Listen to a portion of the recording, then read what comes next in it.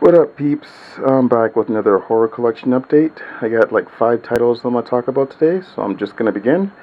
First up, as you can see here, I got Battle Royale. This is the complete edition. This was released by Anchor Bay, I think back in 2012.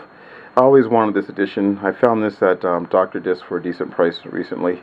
As you can see, this is the Blu-ray, but I actually think I prefer the DVD version of this better, because the DVD is kind of done up as I think as a digibook type style, which I really like. Whereas this one, when you open it up here, it just has the disc.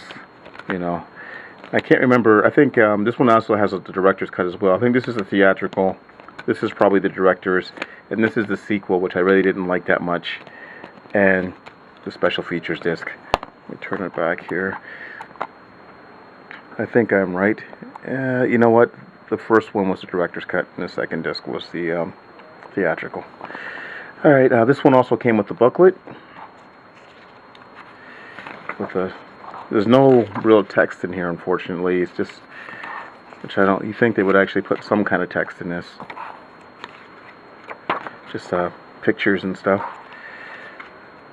And this is the cast of the sequel, which I didn't really like that much. I thought the first hour was pretty cool, but when it got to the second hour, they kind of painted themselves into a corner, and they didn't really do a good job of finishing that film up. Although I really do like the first movie, though. I'm looking forward to rewatching that. Alright. Next up, we got the Human Centipede. I still haven't seen this one yet.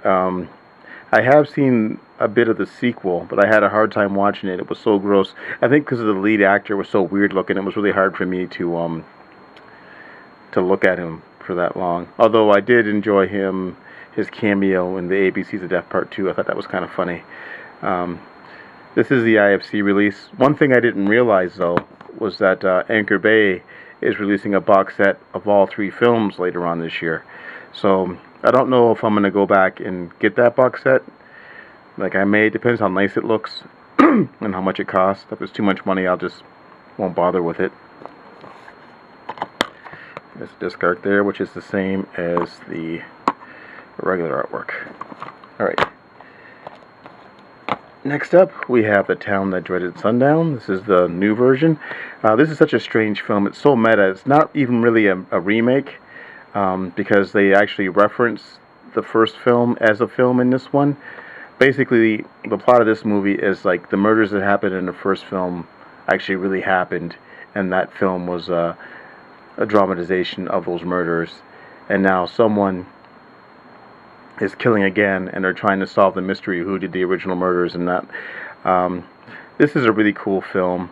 I did make the mistake, though, of watching this one first. I really should have watched the original film first, but I was waiting to watch that with a friend, and then because it's a film I always saw in the video stores.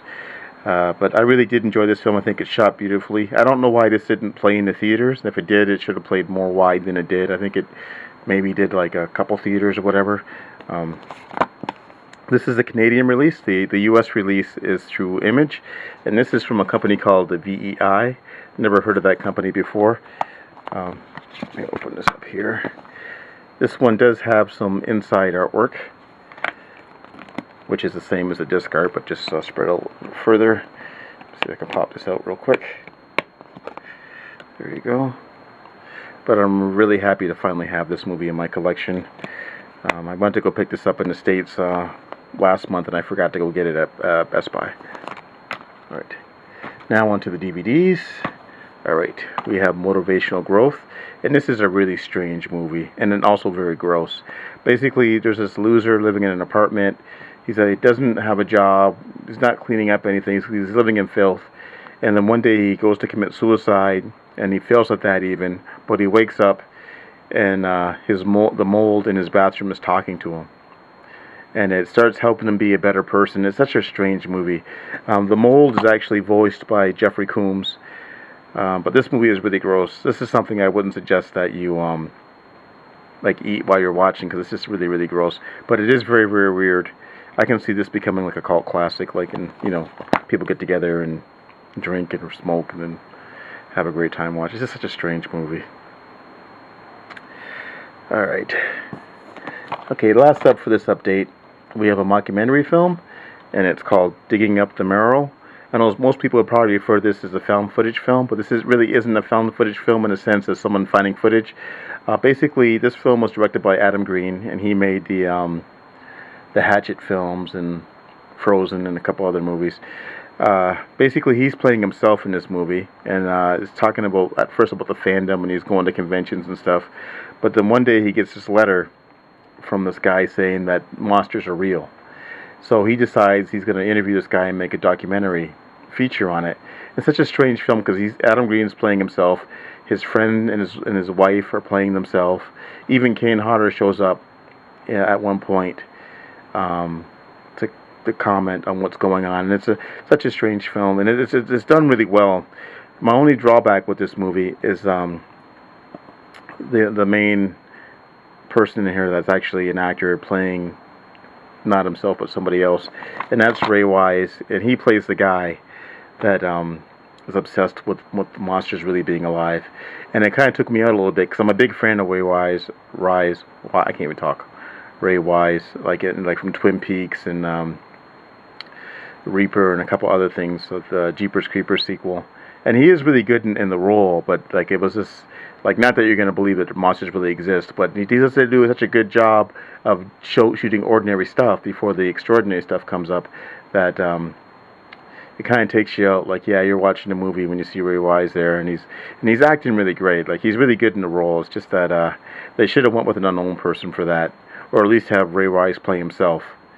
I don't know, but this is a really cool movie. I highly recommend this one. Really enjoyed this one a lot. And the creatures that when they do show up are really awesome and weird looking, and they're all practical effects, I think. Or if they were, they're enhanced with a little bit of CGI, I don't know. Alright guys, that's my update. Thanks for watching, and I'll talk to you all later.